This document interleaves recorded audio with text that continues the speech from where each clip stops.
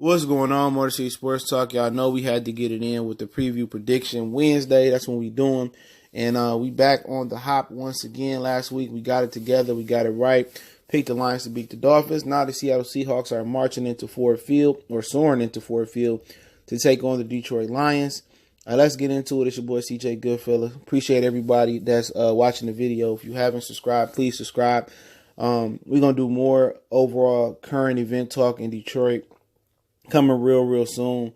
We're going to talk about some insurance policy changes and stuff of that nature, and how you can get some property as well. So, and other stuff. So, make sure you smash the subscribe button and stay tuned.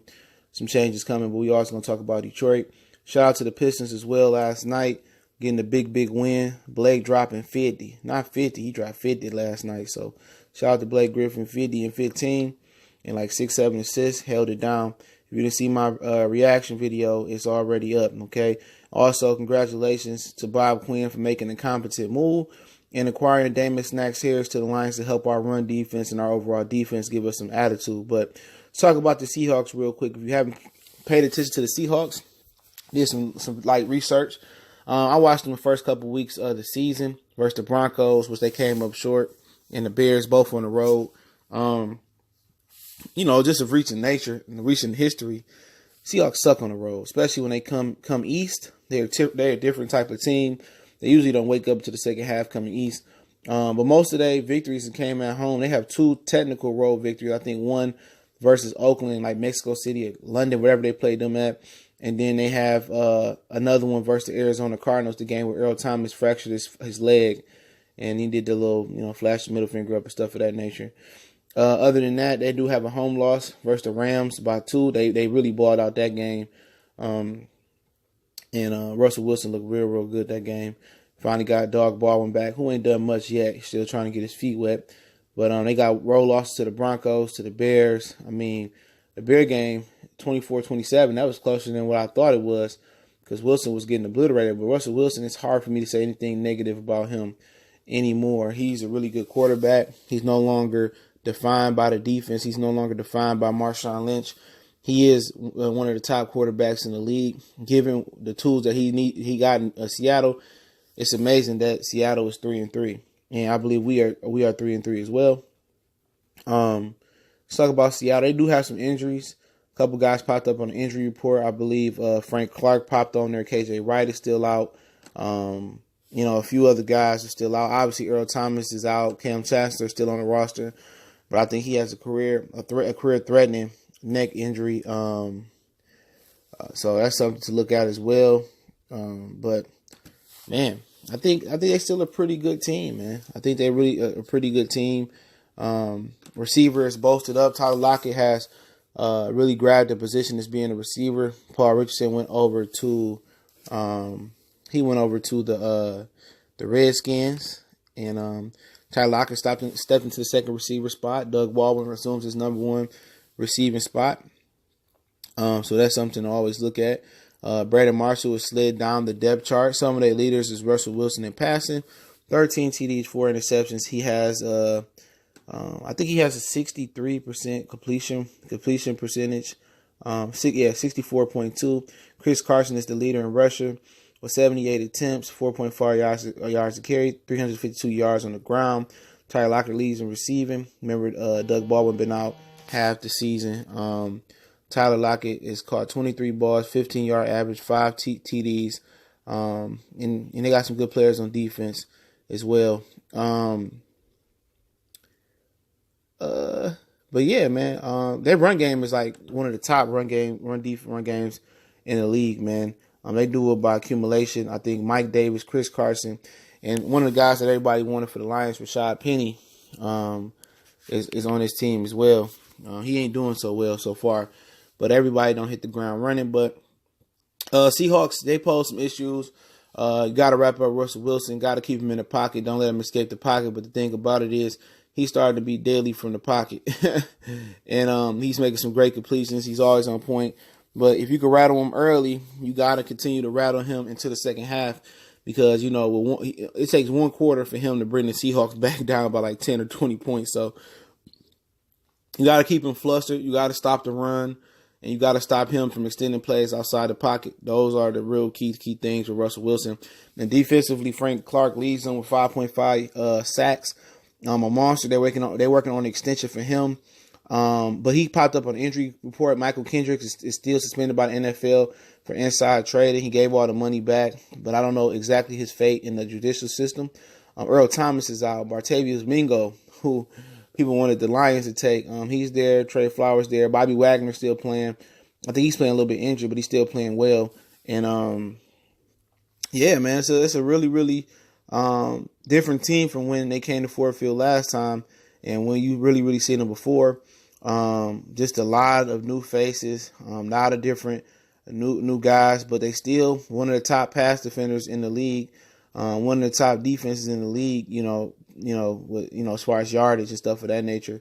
They held it down in the last few weeks. So, the Raiders, the Rams did drop 33 on them, but that was at the crib. But they scored 31.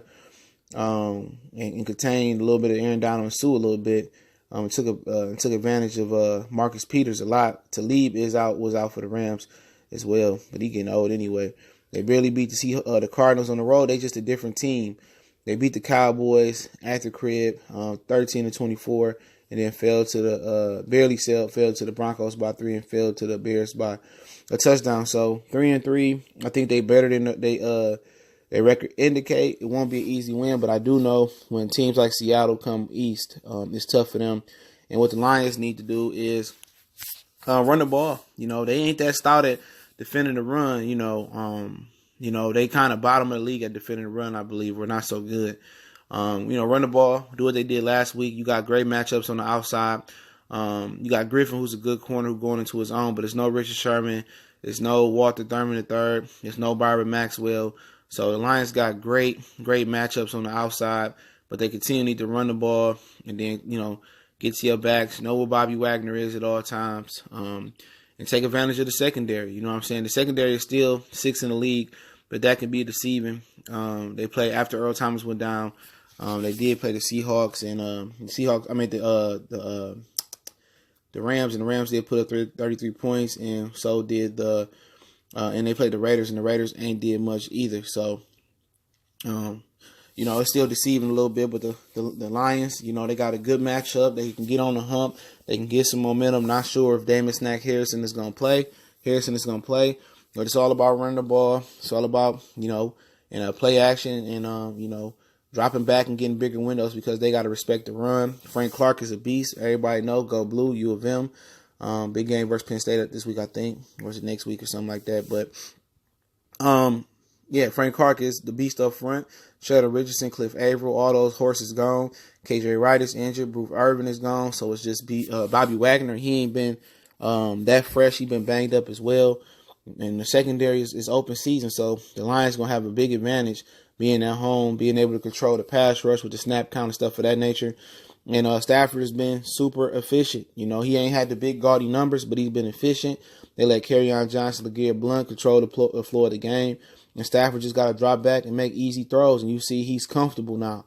He had a newborn kid or a daughter or another daughter. So, he got newborns at home. It's tough. Even if you think he got nannies and all of that, that's still draining, nagging at home, then practicing, going over film. So it seems like he's gotten a rhythm. And the guy that I've been waiting to break out all season, I think he's going to break out this week. I like Marvin Jones. I think this is the week that he breaks out, catches a couple deep balls, and catches a couple passes underneath. I look for Kerryon Johnson and Blunt to still be the 1-2 punch. I like it. And defensive-wise, it's basically just containing Wilson and taking away the deep ball. They cannot let Tyler Lockett take control of this game. They cannot let Lockett. They cannot let Baldwin get downfield. Anybody else but them has to beat you. They started him tight end, Will Dissly. I think it's Will Dissly. He was doing good this season, getting downfield, making big catches like Luke Wilson did for them a couple last year. But they can't. He's gone, so they can't let Tyler Lockett. They can't let Doug Baldwin beat them downfield. That's imperative. They keep them dudes in front of them. They keep them underneath and making possession catches, and you live with them off slants and drags, because Tyler Lockett ain't a natural receiver. That's what they got to do. Stop the run and don't let the big play get you. and keep and don't let Wilson get outside the pocket to when the play break down and make plays. And that's pretty much the 4-1-1 for the Lions this game. Is to stop the run, stop the deep pass, keep everything in front of you underneath, and don't let Russell Wilson, break, contain, or improvise. You got to sack him, and you got to make him get the ball out of his hands and collapse the pocket. And pretty much that's the game plan, man. I actually like the Lions here, 28 to about 20. I like them 28-20 over the Seahawks. I think the Seahawks is going to make a run in the second half. They're going to make some plays down the stretch. The Lions are going to hold on. I look for Kerryon Johnson to have an okay day. You don't even go see no 158 yards on the day type of day for him. But I look for Marvin Jones to finally appear. I look for Golden Tate to eat his old team alive and prove that they shouldn't have let him go. So I expect a big day out of Jones and Tate, and I expect another efficient day out of Stafford.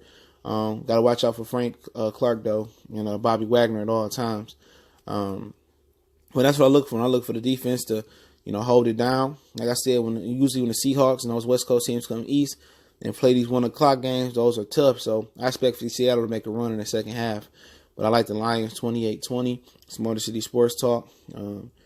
That's the prediction right there. So if you like the content, please subscribe, hit the bell icon so you won't miss another video. And don't forget, Saturday we won't miss the pregame show this week. I was had to do some babysitting duties. What I usually don't do, but I did them and I had to just pay attention. So appreciate everybody for rolling through. We on Facebook, Instagram, and Twitter, and you can email me as well. Video requests and questions. We gone.